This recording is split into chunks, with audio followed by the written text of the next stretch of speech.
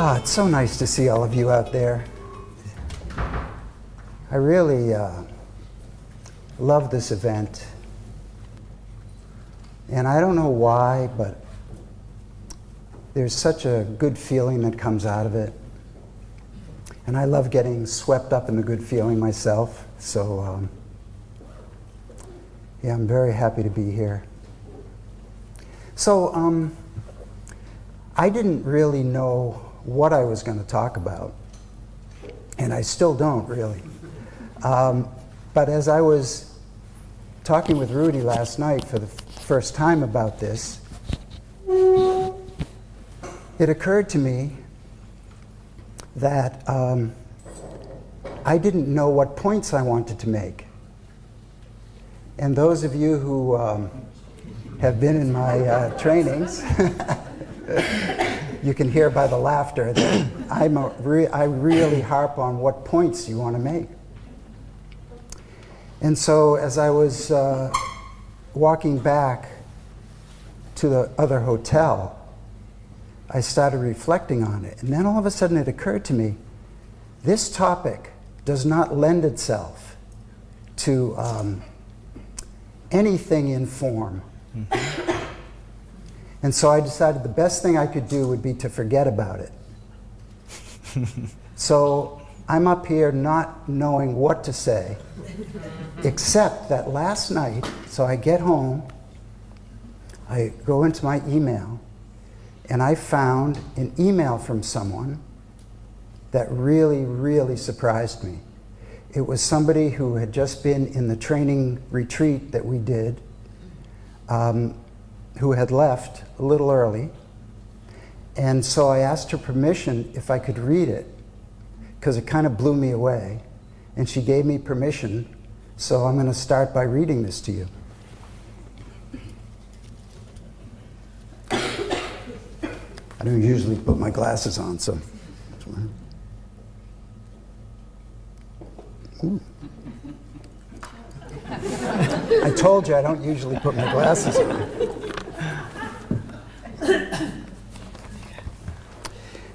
Dear Jack, I feel compelled to write to you about my reflections since returning from Spain, as I cannot contain my excitement as to this most moving experience.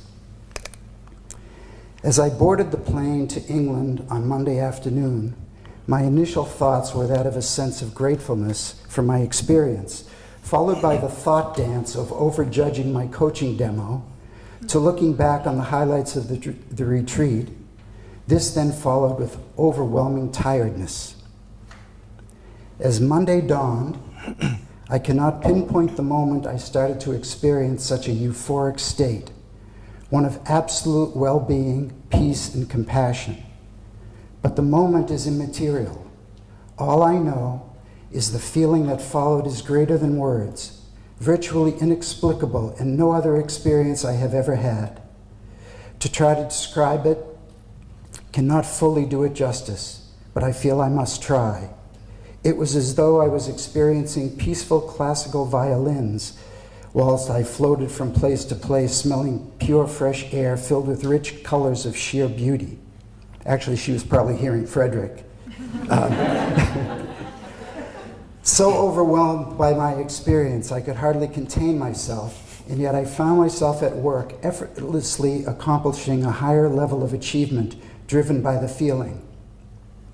As the day progressed to the evening, the music and vivid colors of well-being that I had basked in became sharper, as though the lens of a camera had just been reset to focus. What I started to see was the very essence of mind gliding through me and others around me.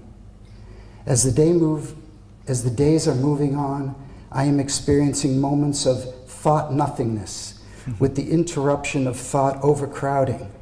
I'm just going along with the highs and lows and just being. On Wednesday, my son, who has taken a year out of uni due to so-called depression, was home alone when the area experienced a power cut. Finding himself without any IT or entertainment, he started reading your book. Somebody should have told us. That's the secret. No.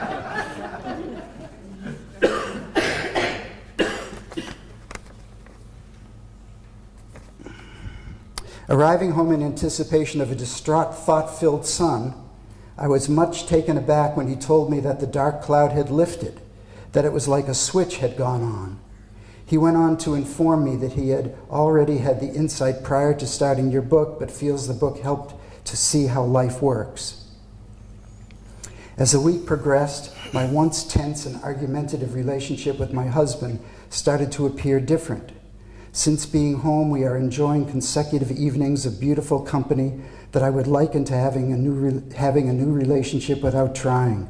I have the same son, same husband, but a very different experience.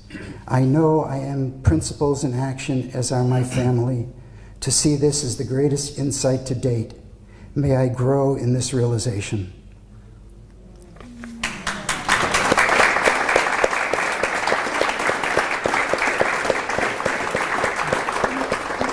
For those of you who knew her, if you haven't guessed, that was Peggy. Lily's Peggy. Yeah. Now, the reason I read that was because she dropped into a state of her true nature. And our true nature is something that is always with us, because it really is our spiritual essence. It's our soul. It's pure consciousness. And the most amazing thing to me about our true nature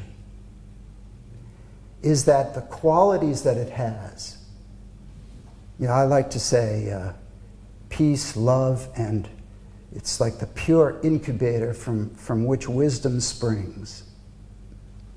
So peace, love, and wisdom, that would always be present for us at every single moment if we didn't think ourselves away from it. Because our true nature is what is inside and would come out to the world if it weren't for this block of it, which we create inadvertently with our thinking. To me, that is the most humbling thing that I know. It's like, why can't I exist in that state of peace, love, and wisdom all the time? Because my thinking gets in the way. That's the simplicity. Sid used to tell us, you're making it too complicated. And just, it's only been in the last 6 months or so that I've really been able to see what he was talking about. It's the only thing that I really teach now in terms of the 3 principles are 2 things. What I call creation of illusion and essence and oneness. That's it. Everything can be boiled down to that. So essence and oneness, the pure essence within us that is connected to the oneness of all things, that is in relationship to creation of illusion, because that relationship is why we're not all just feeling that in every moment.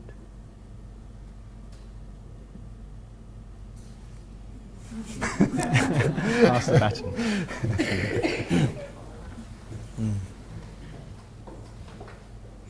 That's beautiful. Thanks, Jack.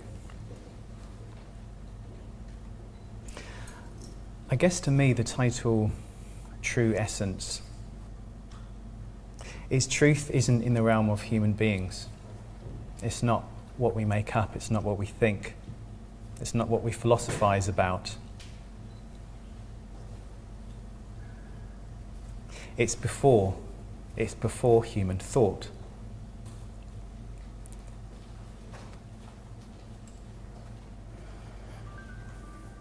So truth is the backdrop of experience. And as human beings, we get glimmers of that truth, and then we make up words, pictures, books, diagrams of that truth. But that's not the truth. That's what we've made up from the truth. So when you go beyond the packaging of truth, which you could call models and ideas and good beliefs and philosophies, you're left with what is. And in a sense, what is just love.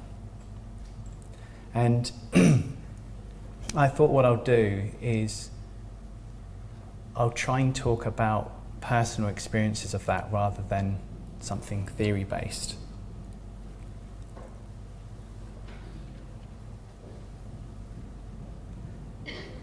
I spoke to some colleagues at lunch, and actually Steph did the metaphor about like a diamond, that, you know, we're all diamonds, and the diamond gets covered over.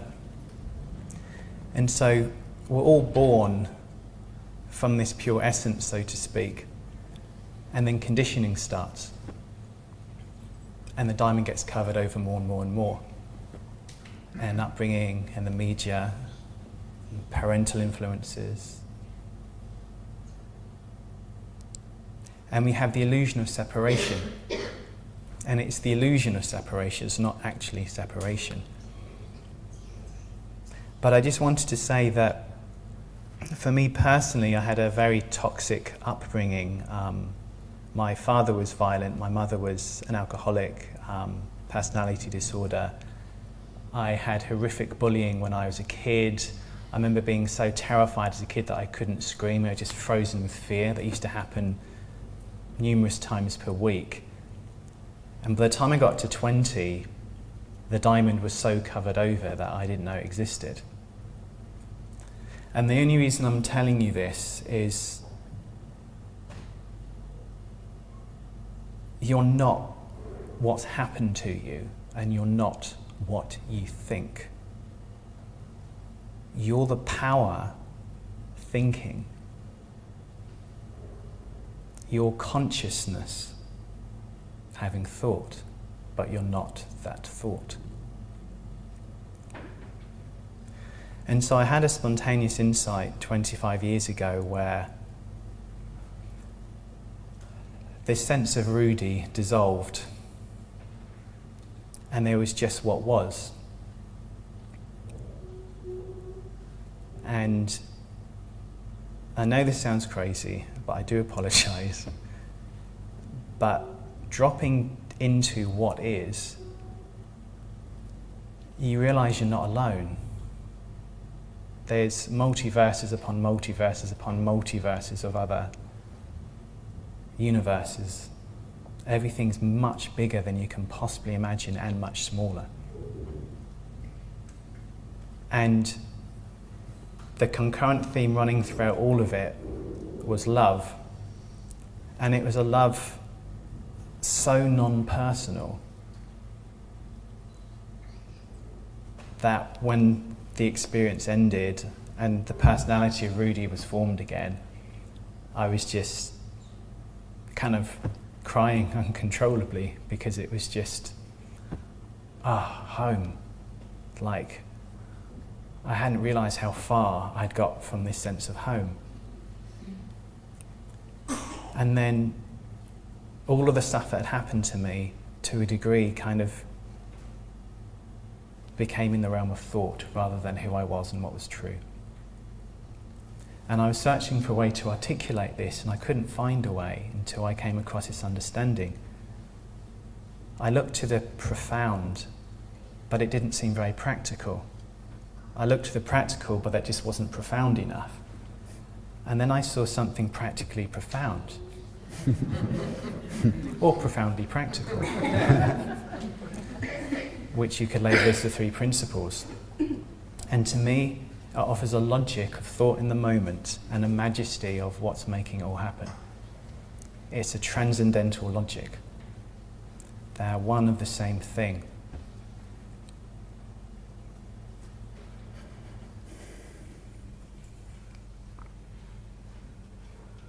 And so to experience love unconditionally, because we all put love on things, on people, on situations. But what happens if there was no people and situations? It was just what was, and what is love. It's love masquerading. And this power of thought is so powerful that it can create the illusion that it's separate from itself. And then we buy into the Rudiness, or the Jackness, or the Mandiness, the Peterness of life, and we believe that's who we actually are. But what we actually are isn't in the form, it's not in the personality, it's what's enlivening the personality. And what is love. And as we fall back into love again, we fall away from our personalities. The seriousness of ourselves, the drama and the stories of our lives. My life is so boring. It's like I'm not that important. What's happened has happened, but it just is what it is. We're really not that special. We're really not that important. What's happened to us isn't that interesting. But what's enlivening us to have a personal experience, now that's something.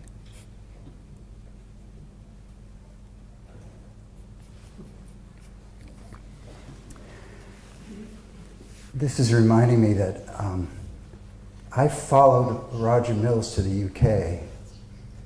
So I was doing a session in Colchester,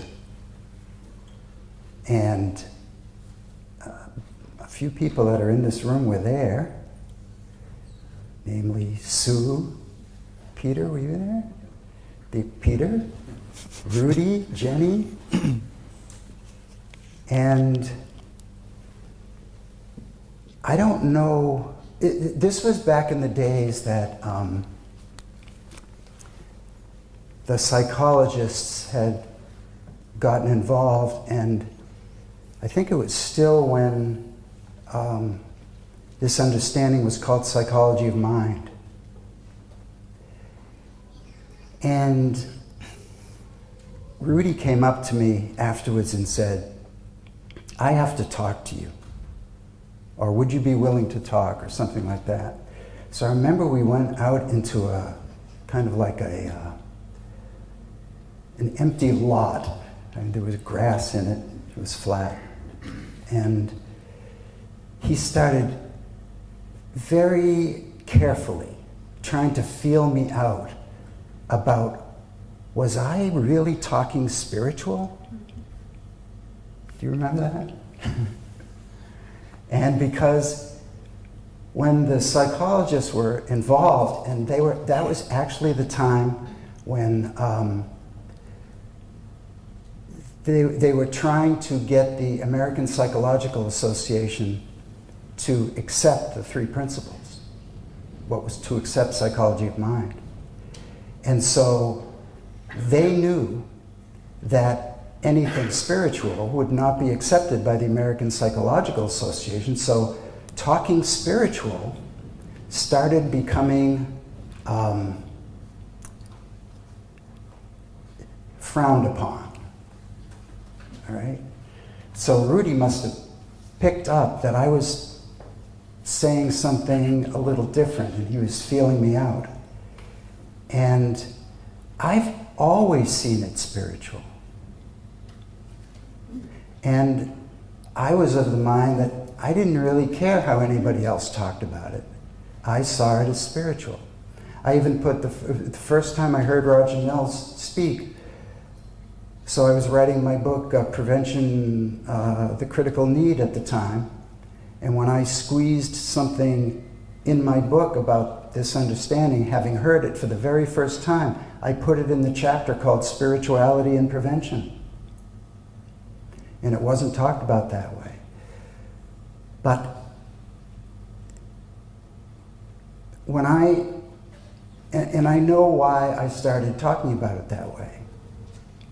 Because I had an experience, a direct experience with Sid Banks, which for the first time I wrote about in Seduced by Consciousness.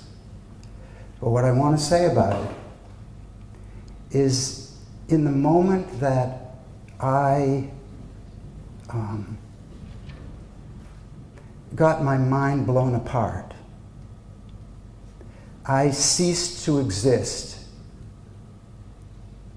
as an entity. There are no words that I could ever use to describe this. In fact, this whole subject that we're talking about, there are just no words. But I saw something in that moment that I could never describe, but I knew beyond a shadow of a doubt that there was a lot more going on than I thought there was. And that I, as Jack Pransky, was just a little tiny part of something so much greater. And I caught a glimpse of the kind of thing that Rudi was just talking about. Like I glimpsed it. I glimpsed it so much that it shook me up and I couldn't even function afterwards. I had to kind of get brought down to earth. And then I tried to find it again, could never find it again. And the more I tried, the less, because we're trying with our thinking mind, and it's impossible. We have to, it's like inadvertently sometimes we drop away from our thinking mind, and we fall into what our true essence really is. Now, to me, even though I didn't understand it, even though it made no sense to me in terms of my practical life, the thing that I took away from that was comfort. That no matter what problems and craziness and issues and drama that I got involved with in my life, there was something more that I could take comfort in. And that has always been there ever since as like a backdrop of my life. Like it's been in the back of my mind. I would get lost in moments, many moments, more moments than I care to say. But always in the back of my mind, there was that comfort that came from what I saw then. And I know beyond a shadow of a doubt that it's real, that it's true. It's just that we don't see it. Thanks.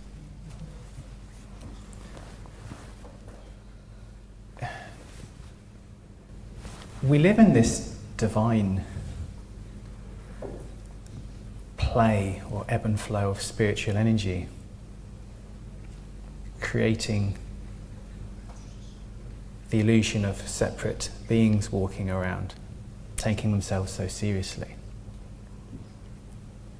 And I don't know why it is, I just don't know why it is, but for whatever reason, this power to think that we are separate seems to be inbuilt in the nature of experience. So when we talk about seeing it and not seeing it, or getting it and not getting it, what happens if there was just the experience of what's happening without the labeling of seeing it and not seeing it? What happens if you dissolved spiritual and psychological to just what's happening? Because this animating for this spiritual power animates our psychology. It's the same power used in two different ways. What happens if there weren't three principles and there was just this one power showing up in three different ways?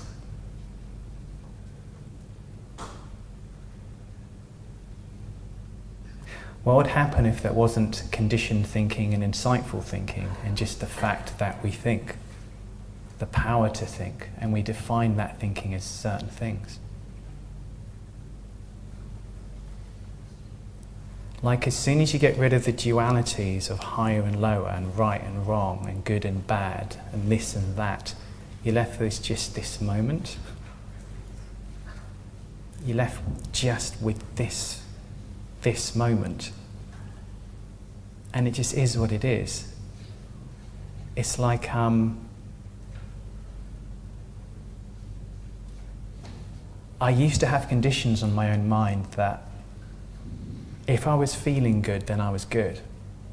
If I was in a particular state of mind, then I'm good. But if I was in a different state of mind, then I wasn't good.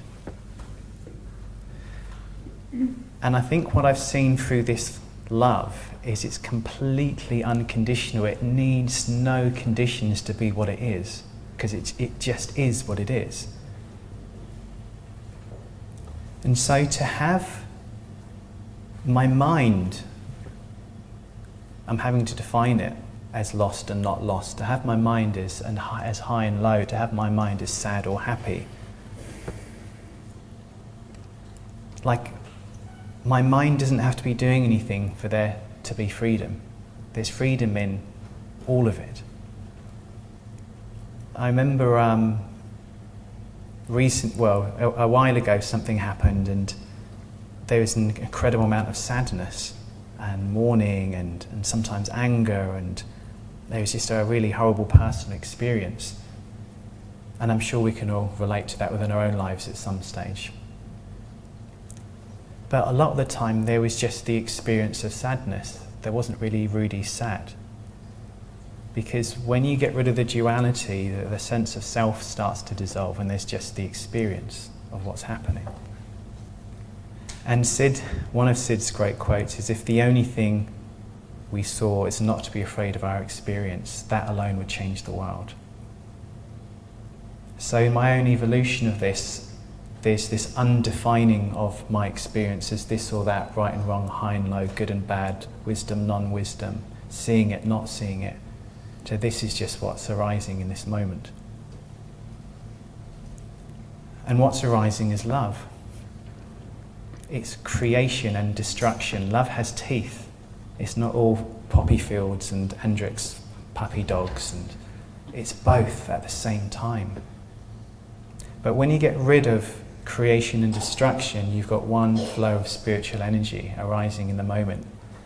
And as human beings, thinking we're separate, we get to experience the totality of all of it via thought in the moment. That's how we're all exactly the same. We've got this common humanity. We all work exactly the same. But we're all uniquely different because our thinking creates such a different experience. Like I did a talk at the Tikkun Center a couple of nights ago, and I spoke a bit about love, and one lady said, "So you're telling me we just have to love people and they can walk all over us?" And I paused and I said, "Who else heard me say that? Put your hand up." Nobody put their hand up. So she'd heard me say that even though I hadn't said that. And you're hearing me and Jack via your own perception of myself and Jack, and then you're creating perceptions in your own mind of what we're talking about. That's the power of thought. Thought is the bridge between the form and the formless. It's the missing link. And that's where I talk about the logic or the practical nature of the three principles. Because I've been to India, I've heard the profound, but it didn't quite fit into everyday life. What Sid uncovered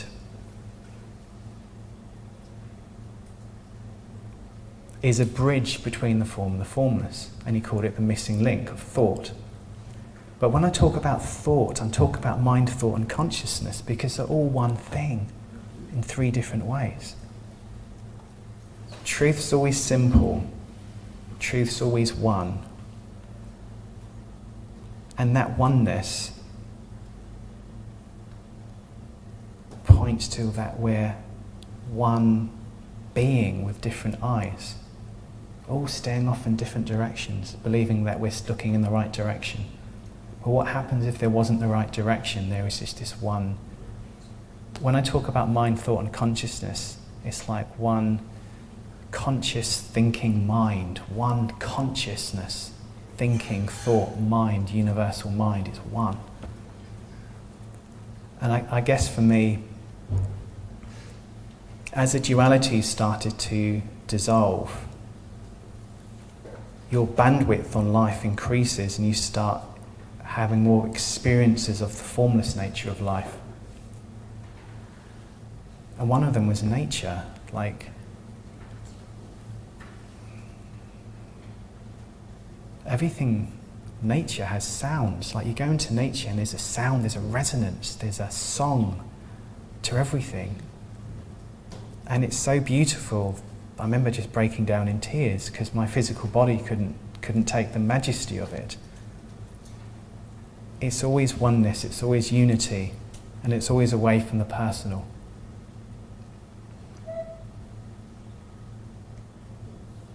And it's always love.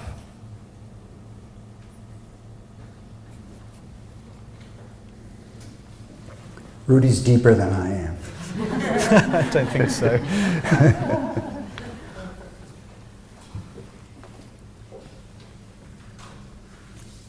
Part of our true nature is wisdom.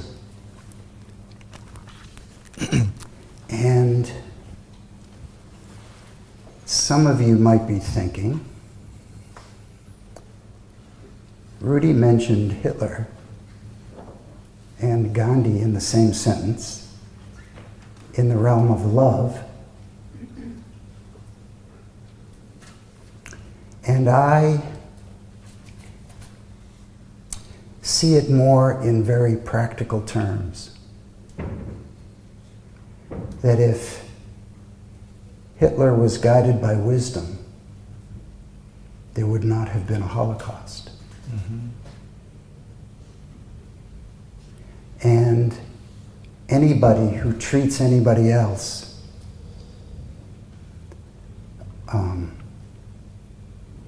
in a way that is hurtful is not being guided by wisdom, which I believe is part of our true nature. Now, when you go into the realm of oneness, what Rudy says is absolutely true. To me, here in this form, it is very helpful to sometimes see the separation. If someone sees oneness in the moment, and they are guided by pure love, that is incredible. You don't ever need to talk about thought. Mm-hmm. It just is. And it's beautiful, and it's peaceful automatically. But I don't want people to think that anyone needs to see it that way. Because everybody sees it the way that they see it. And sometimes it's very helpful for people to see the separation between mind, consciousness, and thought. If people can see the oneness of it all, wonderful. If people can't see that, it's really, really helpful to know that our thoughts, that our great gift of the power of thought can create these illusions that keep us separate from seeing, from feeling peace, love, and wisdom. And when we see that in action in our lives, that is equally, what's the word I want?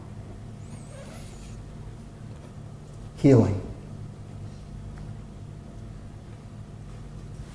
Thank you. Yeah, I love that, because that experience I mentioned first off, before then I was angry, I was aggressive, I used to punch holes in doors. I was under this black cloud, and the only person that can ever get me out of the cloud was my sister. I was in a really bad way, and my religion was atheism. I did not believe in anything divine. Like, if something divine existed, why the hell has this shit happened to me? And then, spontaneously, I was a true believer. Not in a personification of a God, but in the fact that there's something majestic behind all of it. And the nearest term I could label it with as being human beings is what I would call love. I didn't learn that. I didn't read a book. Sid didn't read a book. Actually, I'm not comparing myself to Sid. I'm not saying that. So, that's our true essence. It's within us. It's the fabric of reality. And sometimes, spontaneously, we just remember. And then we go home again. And home is love. And if love is seen, then you don't need someone talking about the power of thought. Actually, if the power of thought is seen, you don't actually need someone talking about love, because it's all the same. We're just giving it different terms. So just to know that we're sparks of the divine, playing in life, making up our experience via thought, believing it to be true and living in that experience. But beyond what we think, there's the heartbeat of the universe pulsing through us, enlivening us. And we are all that heartbeat. We're this grand orchestra of the divine. And we think we're playing the music. The music's just playing, but we just think that we're the ones doing it.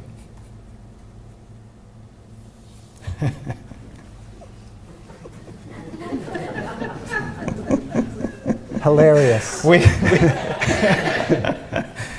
take ourselves so seriously. Yeah, a couple of days ago, I was taking myself really, really seriously. Something came up that I didn't like hearing. It was, I was admitting that it was the truth. I felt bad about it.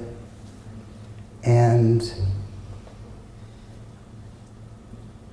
I woke up the next morning with to me, an unbelievably incredible thought, new thought. Now the odd thing is, I've had this thought before, but as an intellectual thought, as a philosophical thought. But when I woke up yesterday morning, or 2 days ago, whatever it was, with this thought, I felt it to my bones for some strange reason. And I know where I put it. I have a thought in my pocket. I just wanted to get this exactly right. What if none of this really exists? Whoa. What if we're making this all up? Really? And the only thing left is what Rudi's talking about. it's very humbling, you know, to see what we get ourselves into. You know, all these little things that happen to us that seem like huge things in this world of form. But just like with any other of these thoughts that these huge insights that I've gotten along the way, they come up, and then life steps in.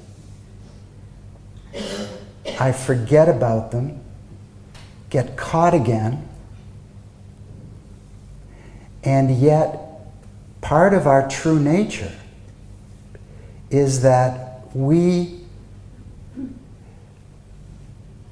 are in, I can't even describe this, it's like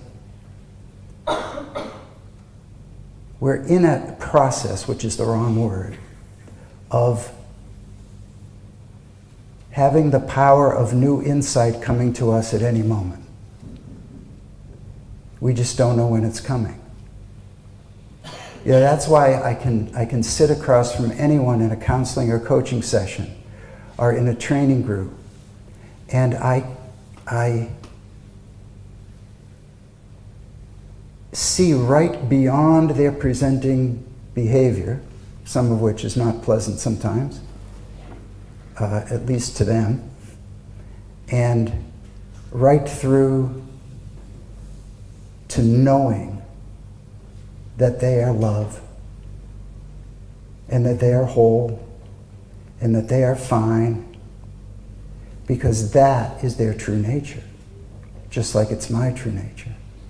So even though it's like I have an insight like that, I feel it to my bones, I forget, but then it goes into becoming part of the backdrop of my life. You know, I can't touch it all the time, but it's there. It's still there. Never really goes away. When you see something to that kind of depth, it never really goes away. So it's there to be drawn upon. But you can't go out of your way to draw upon it. That's the weird thing about it. You just kind of, there's a knowing, like, that our true nature is really what there is. And everything else, what if it didn't exist?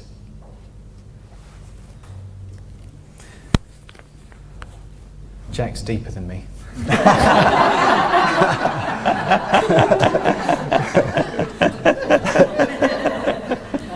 In Mutual Depth Society.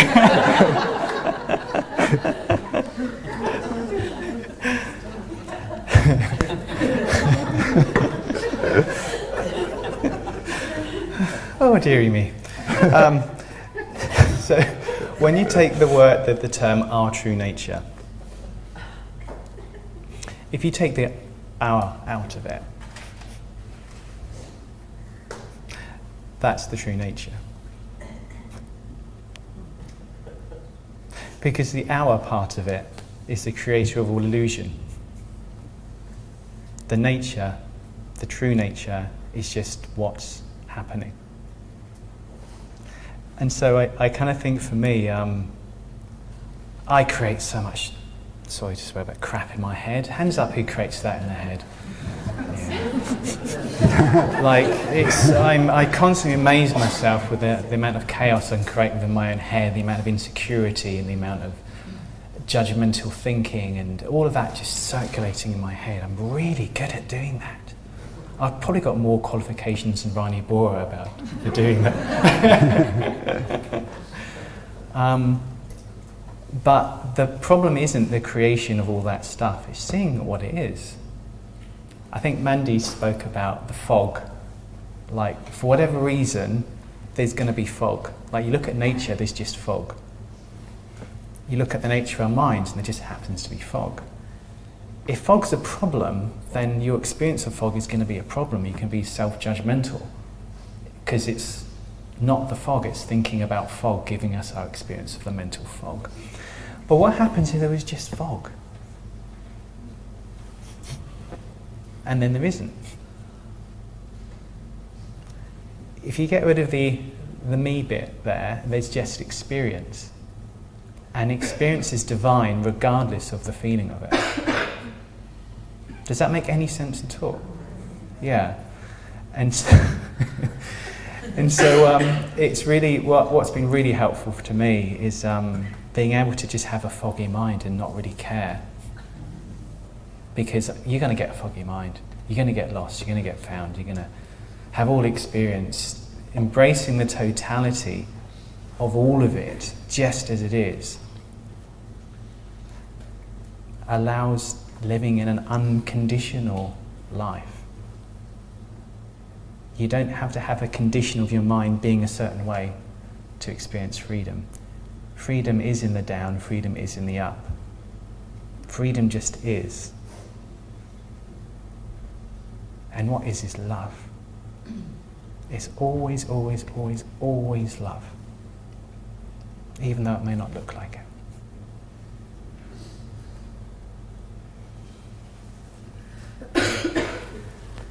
I'm really blessed to be living with someone now who talks to God.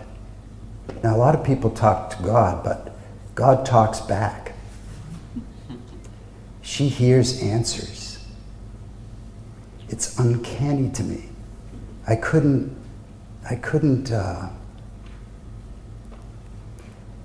grasp how she was able to pull this off. I mean, I consult wisdom. Yes or no answers. But this was a conversation. And it happens whenever she gets to a difficult place and realizes it. Sometimes she gets to a difficult place and doesn't realize it, but as soon as she realizes it, she will go and do this. So it occurred to me, I wonder if I can do this. So one day before all this happened, before I was with her, I was walking along the beach, and this thought came to me from out of nowhere that some of you have heard. All we are is peace, love, and wisdom, and the power to create the illusion that we're not. Mm-hmm. I couldn't believe that I heard that. It didn't come from me. One could say God was speaking. And then I actually, my partner was telling me, that we were having a particular little problem, and she said, I want you to consult God about this. And I was thinking, uh-oh. And she actually gave me instructions on how to do it. So again, I'm walking along the beach, and I went through this process of asking questions, and I started getting answers, but not in words. It's the weirdest thing. I started getting answers in like metaphors were shown to me, like metaphors in the ocean and on the sand. Mm. And I was thinking, whoa. But then it occurred to me, talking to God is talking to our true nature, or allowing our true nature to speak and to listen. That's all it is. There's nothing really mysterious about it. It probably happens to every one of us at various times. But if we could, I don't know what the word is again,